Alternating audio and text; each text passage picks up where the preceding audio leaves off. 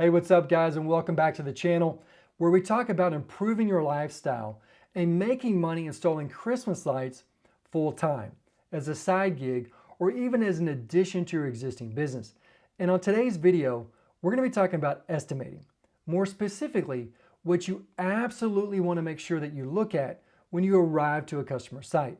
Now, before we get started, if you're just starting to launch your Christmas lighting business, or maybe you'd like to earn some extra income during the holidays, and maybe you have some questions about processes, the best type of equipment to use, the best type of lights to use, or bidding, or Google Ads, how to install and remove Christmas lights professionally, then click the first link in the description. And once you do that, it's going to take you to my Christmas Lights for Profit course.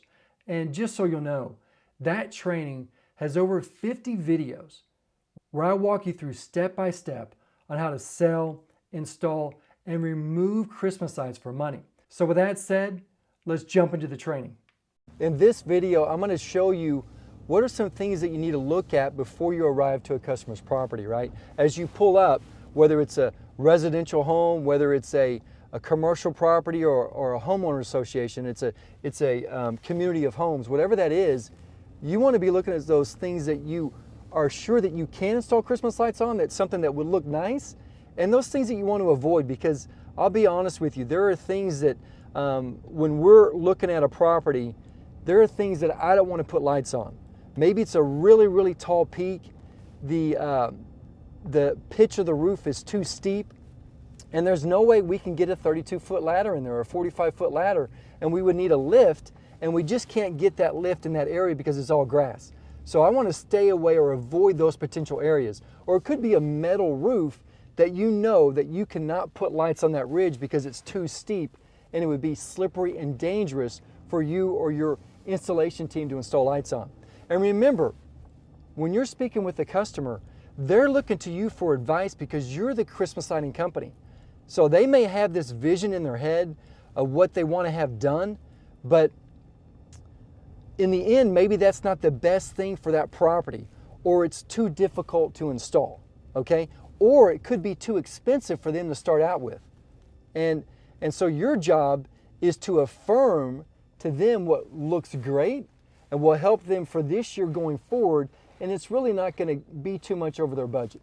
So we're gonna step out and I'm gonna show you some of those things that you need to look at. All right, so I'm getting out obviously, and I'm walking up to the property, and chances are you want to get there a little bit early, right?